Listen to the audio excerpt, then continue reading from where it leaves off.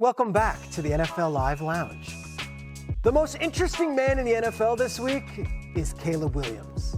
The 2024 first overall pick travels to his hometown of Washington, D.C. on Monday night, where he will face the Commanders and a familiar foe, 2024 second overall pick, Jayden Daniels. See, things couldn't have gone much different for Caleb and Jayden a year ago.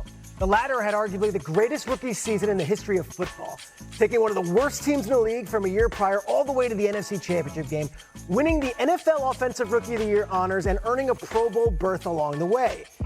Caleb?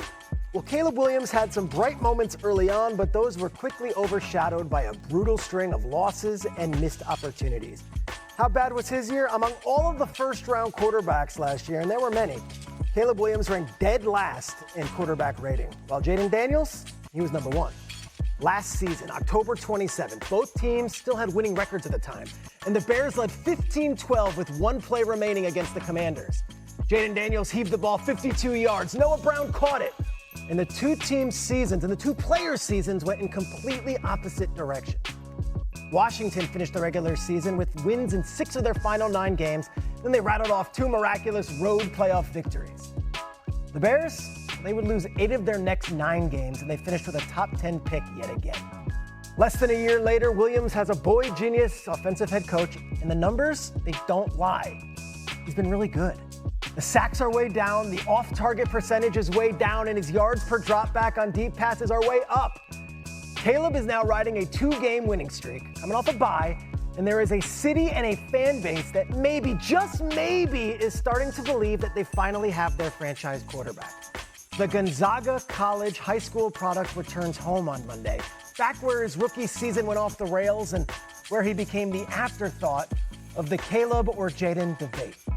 It's Chicago, it's Washington, it's the first pick, it's the second pick, it's the scene of the Hail Mary and another October showdown, with both teams looking to make a statement for the rest of the league.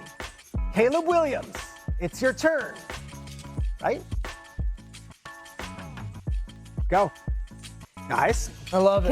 Caleb Williams, Peter, is tired of hearing about Jayden Daniels, It's isn't your he? turn.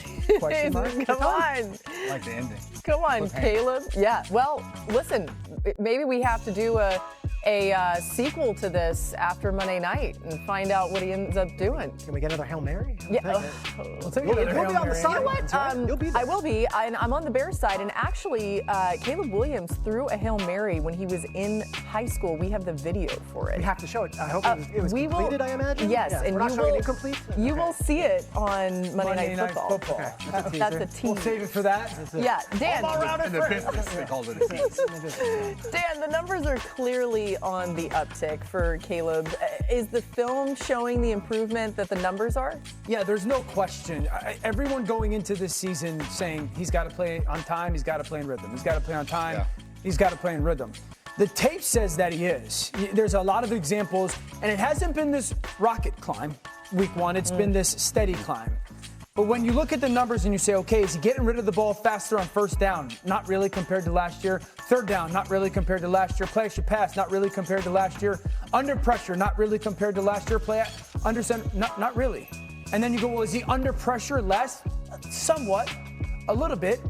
I think the main thing that we're seeing is when Caleb's under pressure this year in comparison to when Caleb's under pressure last year, totally different player. No mistakes, or just confident, or just throwing the ball away? Seeing it faster, making better decisions. Where's the answer? Is that coaching or just maturity? Hey, you're 2. They go in hip to hip, you know? So it's first down, I'm getting pressure. Last year it was run around, make a play. This year it's take a check down. It's 3rd and 6 on the 25-yard line, and I'm getting pressure. Last year it's run around, make a play, take a sack, out of field goal range. This time, dirt it, we're kicking 3 points. That all adds up, right? And so that's the real line of demarcation that has definitely changed for the positive. Yeah, I love the fact that you just said take the check down, because we've seen that a ton from him from week 1 of there's nothing there. And even when he does scramble around, he still is looking to an outlet to make that pass. I look at this game for him, and you're looking at this Commanders defense in the last 2 weeks. It was a little bit of 1 week you look at the Atlanta Falcons game, and they're just getting beat to sleep, and they're matching up the one-on-ones and throwing the ball over Lattimore's head, finding Bobby Wagner. And then you saw it this past week against the Commanders against the Chargers, where the offensive line couldn't protect. They're getting after Justin Herbert, and they couldn't do anything. I look at Caleb Williams. When you see man-to-man in this third down, and there's a gap open in that A or B gap, take off. Yeah. Use your legs. Put the pressure on the defense from the very beginning. I know everyone's talking about play on time, get the ball out, play the quarterback position the way it's supposed to be played. Yes, there are going to be many downs where you need him to do that, but there are also going to be some special opportunities. When you see that gap open right up in the middle, take it and make a play down the field. It energizes the entire offense. It makes life easier for your offensive linemen, and I know from a defensive guy, it is hell on you when you know a quarterback can take off and pick up 30 yards. I'm watching the baseball a couple nights ago, and it's game 3, and Aaron Judge hits that home run, and Joe Davis on Fox, his call was, is it his moment? It is. I feel that way with Caleb Williams Monday night. Is it your moment?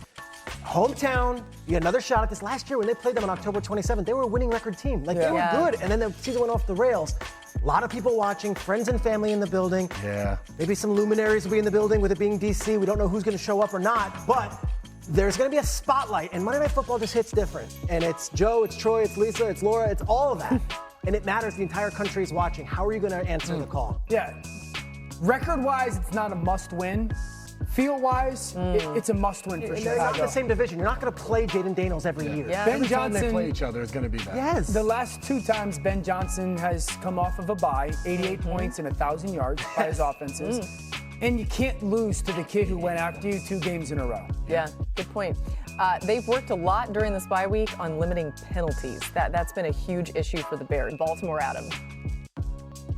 Laura, once again, Lamar Jackson not practicing today. It certainly looks like it will be Cooper Rush starting Sunday for the Baltimore Ravens against the Los Angeles Rams as Lamar Jackson rests that injured hamstring. The Ravens have a bye next week, which would give him 2 weeks to get ready for a second-half run.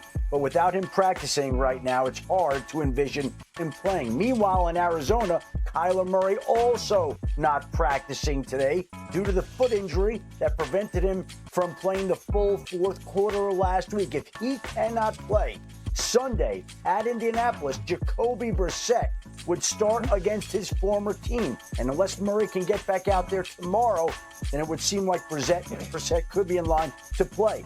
In San Francisco, Brock Purdy not spotted practicing at the start of practice moments ago, which means that Mac Jones seems to be tracking to start Sunday at Tampa. Once again, Mac Jones has been stellar this season. Brock Purdy still dealing with a turf toe injury right now, and right now the indications are that it'll be another week of Mac Jones. Meanwhile, last night, big trade, an unexpected Wednesday night trade where the Jaguars traded Tyson Campbell to the Cleveland Browns for cornerback Greg Newsome. Both players are expected to play this weekend, so Tyson Campbell will be lining up for Cleveland and Pittsburgh, and obviously Greg Newsome will be lining up for the Jacksonville Jaguars against the Seattle Seahawks. And I hope Greg Newsome's passport's in order because Monday the Jaguars leave